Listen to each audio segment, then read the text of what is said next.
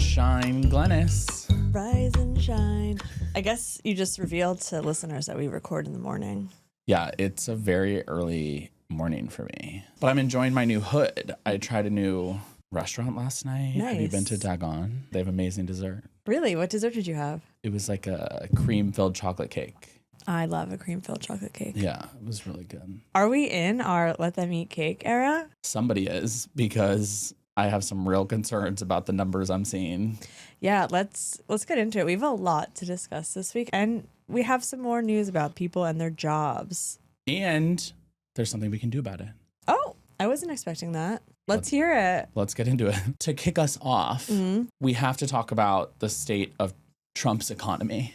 Yeah. Because over the last few weeks, there's been an acceleration of a trend that we've seen since he got into office, which is the economy going down the fucking toilet. Tanking. Yeah. Just to anchor us in some facts, because those are still a thing. Hot off the presses this morning, Axios has a piece, "The wave of major companies announcing large-scale layoffs is a warning that the U.S. labor market could be tipping in a really bad way." They have a whole list here of all these companies that are doing layoffs. Listen to this. We have Amazon, 14,000 employees laid off. UPS, 48,000 employees cut. Target, 2,000 cut. Nestle, 16,000 cut. Novo Nordisk, 9,000 cut. Microsoft, 6,000 cut. Everyone is firing people en masse in the largest set of layoffs that we've seen since the pandemic stopped the economy overall. Yeah. Paramount, I got an alert this morning, is firing 1,000 people. I think the Amazon number is actually closer to 30,000. Wow. And I was listening to the news, and they were saying how essentially what they're doing is AI is taking a lot of these jobs. Yep. And that they are consolidating a lot of different orgs to make them less bureaucratic and to just, what it sounded like to me was like, we're going to give certain people a lot more work and not pay them more. Right. I think my complaint, because any president would have to be dealing with the repercussions of AI and such a disruptive technology. But I think where the issue is who is a president going to look out for in that upheaval? And it's very obvious that Trump is only looking out for his donors and his friends who are billionaires as he greenlights all kinds of mergers after they pay him huge sums of money through lawsuits and personal checks, essentially through deals with his family. And then they're benefiting financially while everyone else pays the price. Yeah, and now it's impacting directly the white collar worker. We heard early days of this year, AI is coming for your job. Well, now we're seeing it. Yeah, the unemployment rate has been increasing. Inflation is increasing. And that shouldn't be happening because the economy itself has actually grown. GDP has grown, but all of that money is flowing to the very, very top. Yeah. Where's the trickle-down economics here? Not a real thing. Not in the room with us. I would just also add, Moody's estimates that 24 states are already in a recession right now. Yikes. And so I think the threat here is very real. People should be concerned. And one of the primary drivers of all of this are Trump's tariffs. Yeah. Have completely shifted, devastated farmers and ag and so many different industries. And as I think we talked about a few episodes ago, are actually moving a lot of jobs overseas because people can't bring in the materials that they need in order to do manufacturing here. Yeah, it's doing the reverse of what it was supposed to do. Right. I'll say it again. Trump ran on I'm going to fix the economy. I'm going to help the American people talking point, and he is doing the absolute opposite. I also think with these tech layoffs, it's the same type of person who's getting laid off in terms of these positions, and there aren't that many of those jobs out there. Yeah. So I think it's much more dire than people realize. You see the headlines out 30,000, 1,800, 9,000. Where are they going to go get a job? Right. These are the huge firms, the Amazons, the Metas, the big pharmaceuticals that have thousands of positions. Well, a lot of those companies have closed the businesses that they would go get a job at, right? Yeah. Amazon has essentially decimated hundreds of thousands of small businesses, brick and mortar type places around the country because people want stuff delivered to their door.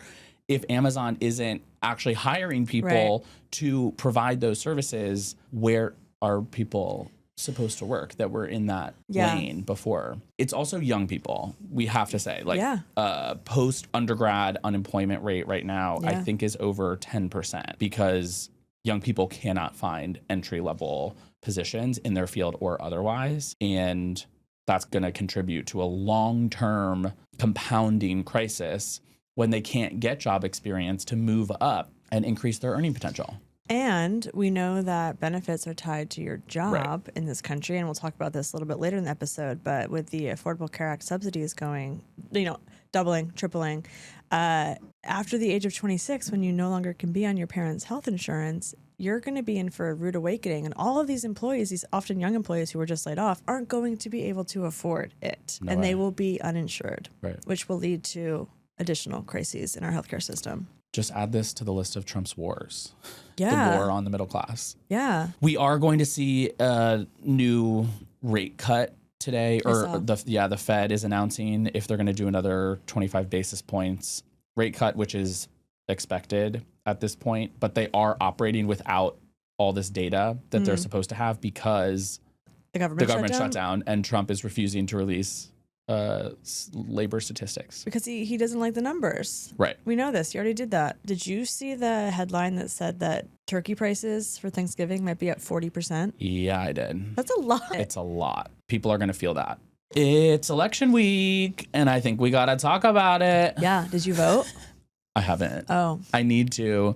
They have new stickers. Do they? If you vote early, there's a new sticker. Oh, okay. Not to be like, there's candy at the voting booth. I replace the one on my water bottle every year. Yeah. There's but it's only for voting early. So. Yeah. Well, right. Mm-hmm. I have to find my new polling location, which I haven't done yet. Well, ballot ready. We'll do that. Or just go to New York City Votes. Yeah.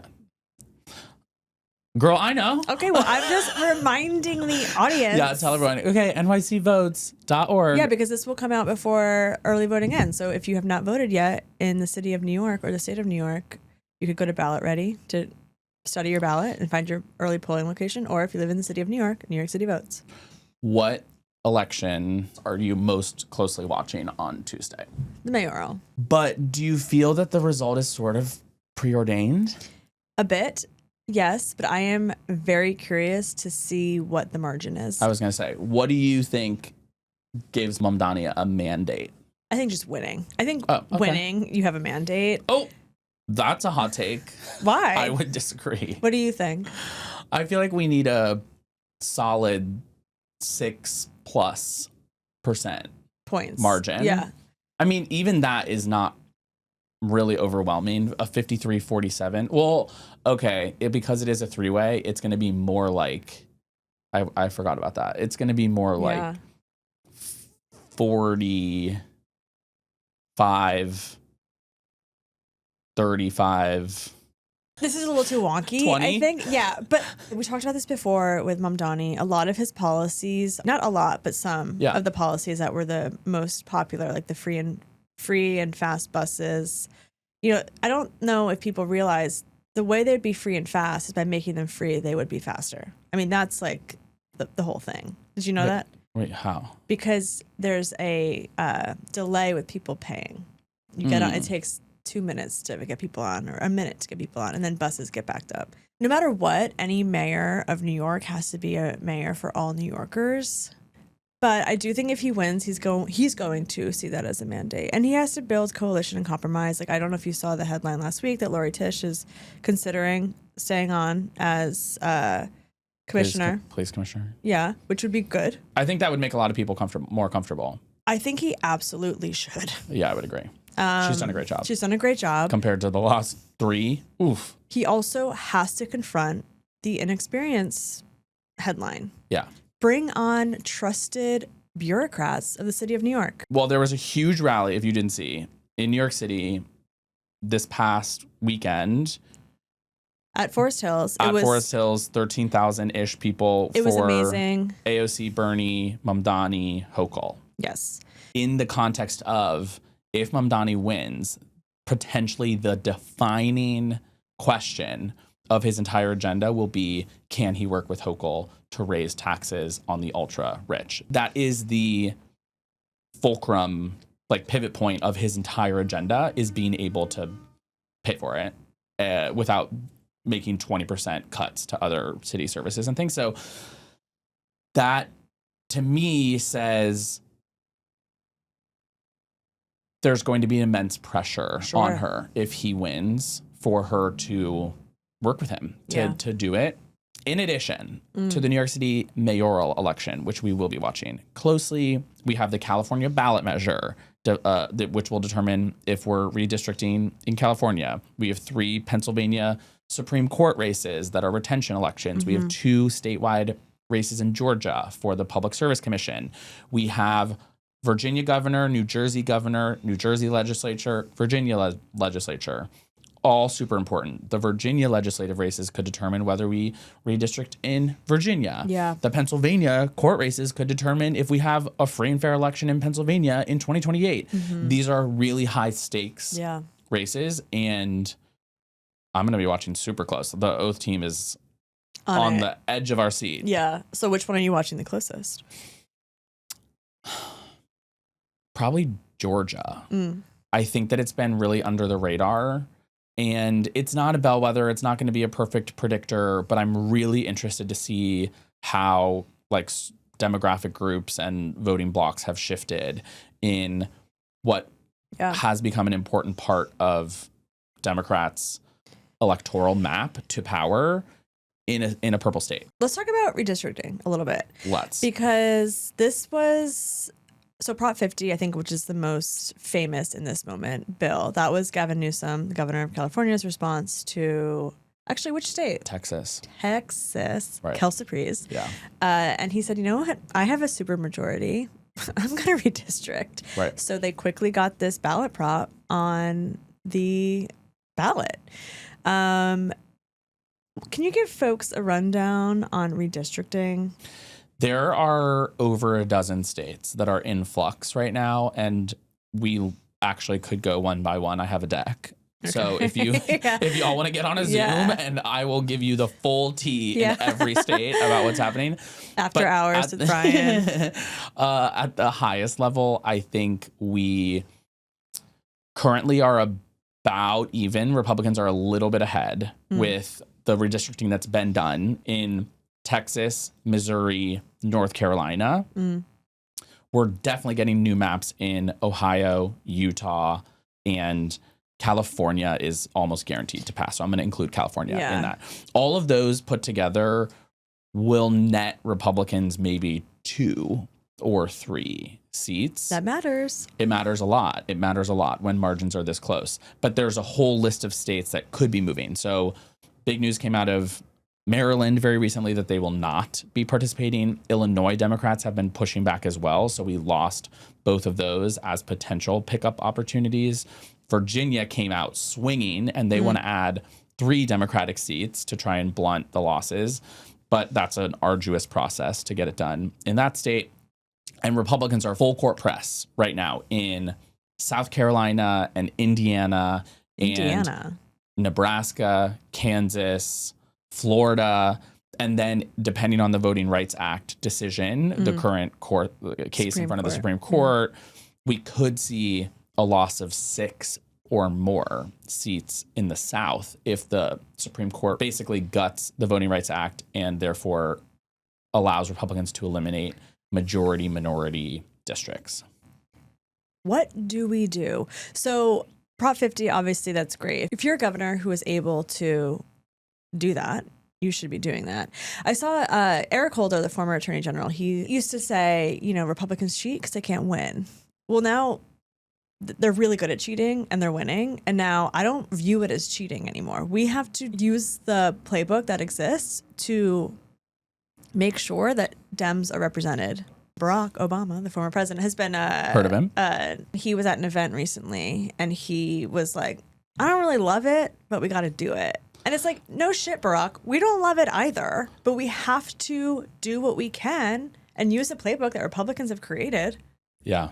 To redistrict. To me, it's about putting the impact on people ahead of your own personal feelings of righteousness. Sorry, everybody. I really don't have a lot of time for the whole, we must lead by example, even if that's the end of us kind of bullshit. I'm not here for it. This is not even optional. We'll keep you guys posted on redistricting because it actually is going to go all the way through next June-ish. Really? Yeah, this is not going to be settled anytime soon. We're going to be talking about it for a long That time. makes me sick to my stomach. I know. Because it will have direct implications on the 26 midterms. For sure. We have to talk about the government shutdown because it continues to drag on. And and it's hurting a lot of people in really serious and increasingly dramatic ways.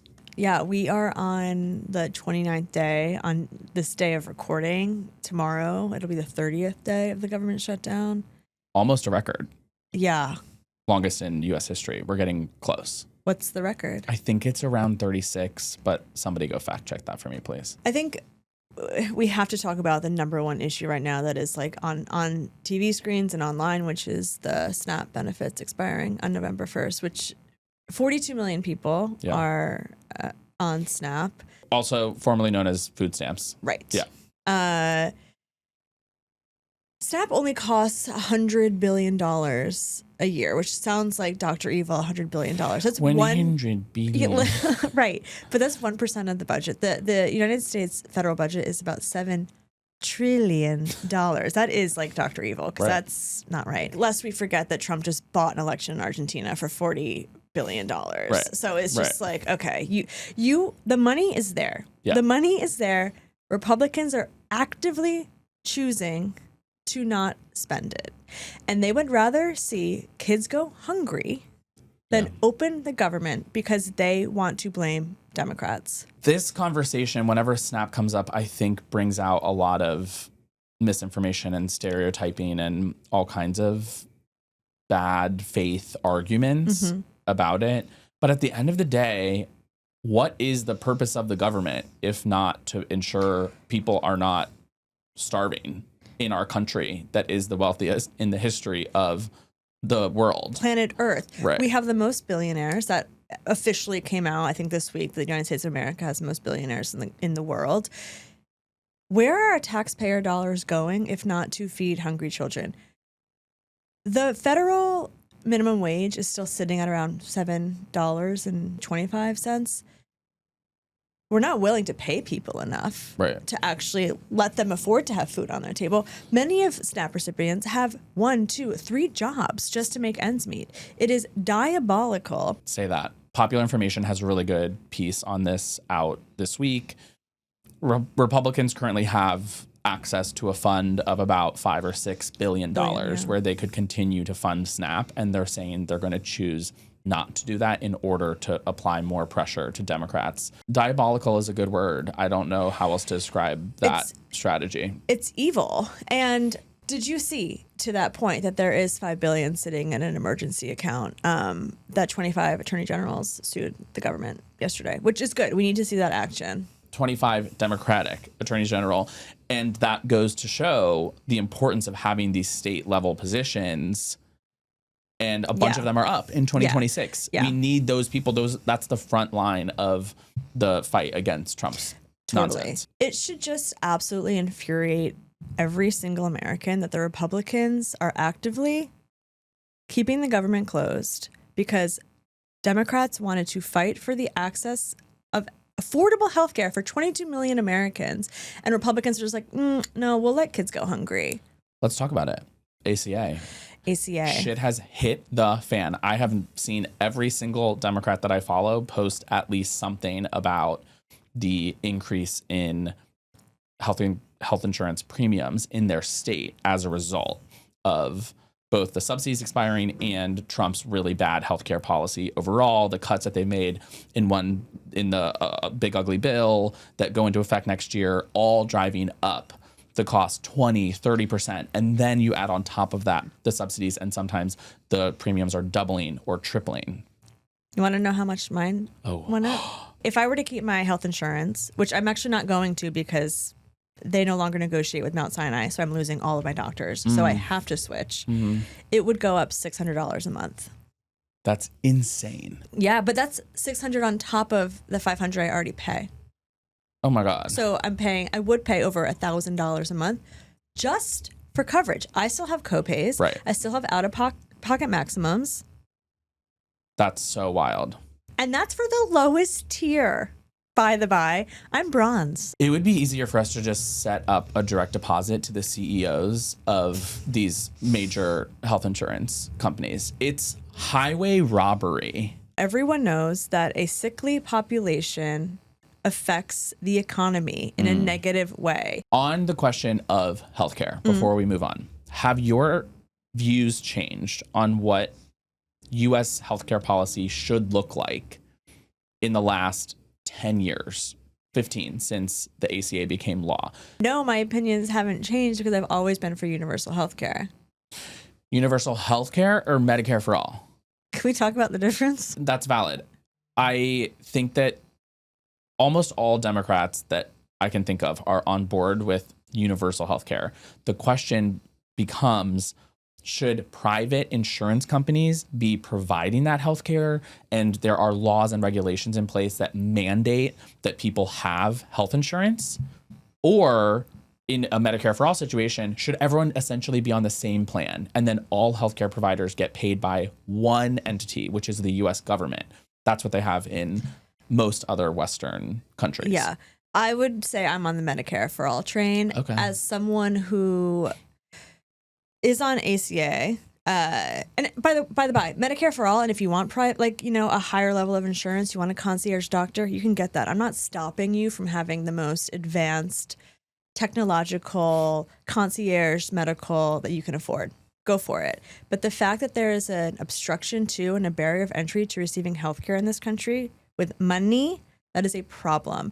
I will say my issue with the marketplace is that while each state does have their own right to negotiate and create their own marketplace, which I think should never have happened, I think it should have been a universal marketplace. For a time, and this is still the case, you're penalized for not having health insurance. So you would have to pay a fine. And I know a lot of people who did just pay the fine because the fine was cheaper than paying for health insurance. Our healthcare and our health insurance in this country is sick and twisted, literally. I think we're going to see it emerge as a defining issue in the 2028 primary. And I'm ready for that debate. Should we talk about Trump's most recent murder spree? Yeah, this is important to touch on because it's another, I think, constitutional question. Crisis. That's right. We are in a constitutional crisis. I think we need to name that. He is doing things that are illegal. He is essentially declared a soft war on Venezuela, and he has somehow been able to combine the war on drugs with the war on terror to create this insidious moment in American history where we are bombing people on boats. We're murdering people with no charges against them, no warrants for their arrest, no idea who they are, I think, no accountability for what happened after the fact. And it's unnecessary because there have been public statements from the Coast Guard saying they could intercept these boats if they wanted to. And so they're choosing instead to have an extrajudicial killing, murder of people when they just as easily could go scoop them up. Right. And in a boat. Yeah. But it's not just about this like war on drugs and Trump saying they're like narco terrorists. Like this is about Venezuela and Maduro and what the United States of America is trying to do to Venezuela. What the fuck is going on off the coast of Venezuela? There's this crazy buildup of U.S. bombers. Oh. We sent the largest aircraft carrier in the world to sit off the coast. People are talking about boots on the ground, like U.S. troops. Yeah. It's crazy. It's also just like when Trump made that announcement last week that he's approved covert operations for the CIA in Venezuela. I'm like, isn't that not the point of covert? You don't announce the CIA is going into a country. Like, right. Literal morons. This is a dangerous time. I am by no means a Maduro supporter. That does not mean that the United States government should be bypassing our Constitution and laws to do a regime change. I think you're right. We also have your favorite topic. Argentina. We're going to buy beef from Argentina now. You're right. Which is like, we have farmers who are struggling. Trump has bought an election. Yeah. He has Milei Javier Milei, who again is the president of Argentina, who ran for office originally because his dog came to him in a dream. The chainsaw guy. The chainsaw who wanted with on stage with Elon Musk. Lest we forget about him and Doge. He's an unhinged individual, and the only reason that Donald Trump is supporting him and Argentina is because he is a like-minded leader. And quite frankly, I think he wants an escape route, just like the Nazis did after World War II. A lot of them. Where do you think Eichmann went? He went to Argentina. A lot of this, I think, was about his donors too.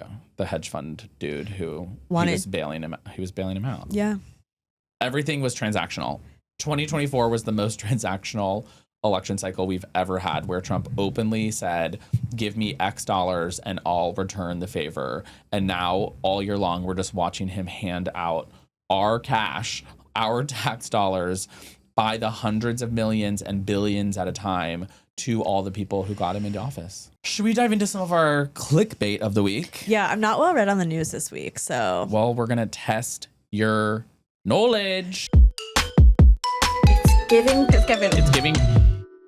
First headline of the week. Trump is now threatening to deploy U.S. Marines to American cities in addition to the National Guard. I think that's clickbait, but also it's real. He is creating the pathways, both like financially, legislatively, to invade cities. Yeah, if Democrats are not making the military deployed across American cities an central issue of 2026, then I don't know what we're doing here. Also, who pays for, well, except for this $130 million donation from the private donor, who pays for the military? We do. My taxpayer dollars aren't paying for you to come invade me. Yeah, literally beating the crap out of people on the street, posting it on TikTok. Next headline, the Senate voted to block Trump's tariffs on Brazil, with 5 Republicans breaking from Trump in order to pass the bill. Double click, because Republicans are showing a bit of a spine, and I think we need to not necessarily like celebrate them, but I think we need to recognize that potentially Republicans will come over to our side of the aisle to save America. The important part here for me is if we flip the House next year, in this situation, we would be able to pass that bill in the House, because Mike Johnson's never going to take it up. Also, we don't even know where the House even is at. They haven't been in session in a month and a half. Good point to also remind people, in case you forgot, that the entire House is up next year. All 435 seats.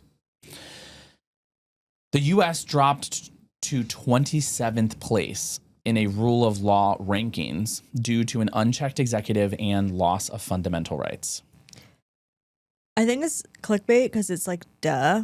But it's also double click because it's like, duh. Everybody wake up.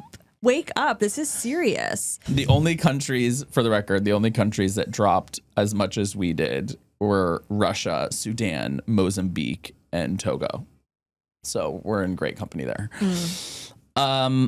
Next headline, Chris LaCivita, an important person in Trump campaign world, posted photos of him eating a raw buffalo heart while hunting.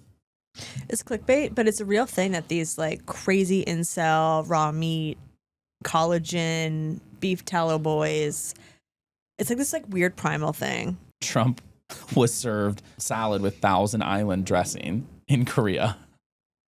Clickbait, but I like Thousand Island dressing. It's like ketchup and mayo. It's so embarrassing that our president is treated like he asked for that. I don't know if he asked for it or not. The important part to me is that world leaders see our president as a child. They treat him like a kindergartner or a difficult 8-year-old, and do all these things when he goes abroad to try to like entertain him and manipulate him. He's so easily manipulated. It's wild. Yeah.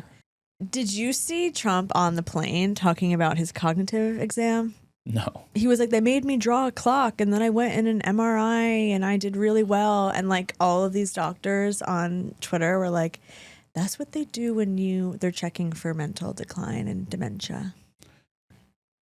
I feel like the whole Trump getting an MRI thing hasn't made a ton of news when It's all over probably my should. Yeah, For You page. But yeah, right. If I think I don't know if we should or not. I'm curious your opinion. Should we be making more of a direct, like if this were Biden, it would be 24-hour news? I think that rarely hits. And the more important part is Trump okay? Because a lot of things would point to no, with his weird bruises and the way he talks, and he's aging, and that's a real thing. And it's less about revenge for Biden or anything like that, and more so the American people have showed over the last 5 years that they care a lot about whether their president is in tip-top shape. And we should be making a point to show that Trump isn't completely separate from what happened with Biden. I mean, it's still bigger news. Biden's not even in office, and it's bigger news whenever the treatment that he's going through right now than what Trump would theoretically be doing. So I do think it's worth us talking about it, but maybe not in that context. Yeah. Okay, so this is giving. I don't know if you saw Tucker Carlson did an interview with Nick Fuentes, who Nick Fuentes is perhaps the most prominent incel on the internet. And self-proclaimed white supremacist. Right. Yeah. Can't forget that one. So I don't want to platform him, but I think it's important to show the Republican dialogue. Well, you'll see. I'm sorry I called you gay, by the way, but I'm always, I think I'm just too old or something. I'm like, why isn't anyone married? You tell me, why aren't people married? Well, I mean, honestly, it's the women. It's giving, you're not beating the gay allegations, Nick. It's giving the call is coming from inside the house. Period. Dude. Look in a mirror and tell me who of any gender would want anything to do with that. Yeah, he also goes on a whole tirade about abortion and how it's women's fault for having unprotected sex. Not that it doesn't take sperm, a man, to the birds and the bees, Nick. I was recently in a conference setting with a large group of right of center leaders, as well as left of center ones, and had really deep and intense conversations with people about the current state of like both political movements, all these things. And there were some really smart people who I respect making the case that the Nick Fuentes lane is the most powerful and fastest growing coalition in American politics. Yeah. On any ideology. And that is terrifying. So to your question around, is it right to platform this person? We have to figure out how to deal with it, because ignoring it doesn't work and doesn't stop them from growing by the millions online. Yeah, and to me, it's also a narrative thing. One, we have to find the right messengers to reach them, but also we have to, there are very big issues living in the United States of America, many of which that are a direct result of Trump policies. So it's not women, it's not people of color, it's our government that's making it hard for you to make ends meet or get the job you want or whatever it is. So Nick Fuentes will probably be talking about you again. This is, to our earlier point, Mike Johnson had a press conference yesterday where he had a huge banner, Democratic shut down. So they're doing everything they can to not take ownership when they have power. The Democrats are required to open the government. They keep saying Republicans are in charge of government. We aren't, not in the Senate. 60 votes control the Senate, not a bare majority. And so point number one, Democrat votes are required to open the government. It's giving math. I'm glad you can count to 60. That does not prove your point, sir. The entire point is that you're not even trying. You're not even having the conversation. And so, of course, it's on you, because Democrats are sitting at a table waiting to have a negotiation and you're nowhere to be found. Yeah. It's giving incorrect logic. It's giving failed LSAT. Like, to your point, Dems are trying to work. Right. Republicans are nowhere to be found in the halls of Capitol Hill. It is crickets in Republican offices. Should we leave them with a good vibe? Yeah. Well, our good vibe of the week is that in the first weekend of early voting, we saw record turnout in multiple states across the country, but most notably in New York City, where we've seen 5 times the turnout in 2025 as we did at the same point in 2021, our last mayoral. Love to see it. I think this shows that there's going to be huge enthusiasm for change and for candidates that can deliver on the basic principles that people want from their government in 2025 and in 2026. I think this is a very good sign for Democrats. Hell yeah. And with that, we'll leave you guys to it. Have an awesome week, and we'll be back next time. See you then. Vibes Only is a production of Vibes Only, the podcast, LLC, produced by us, Glennis Mahar and Brian Derrick. with audio producer Baze Hohen and digital producer Maddie Hart. We want to hear from you. Send us voice notes, drop a comment, and if you're vibing with the pod, share it with your friends. Don't forget to like, follow, and subscribe wherever you get your podcast. We'll see you next week. See ya.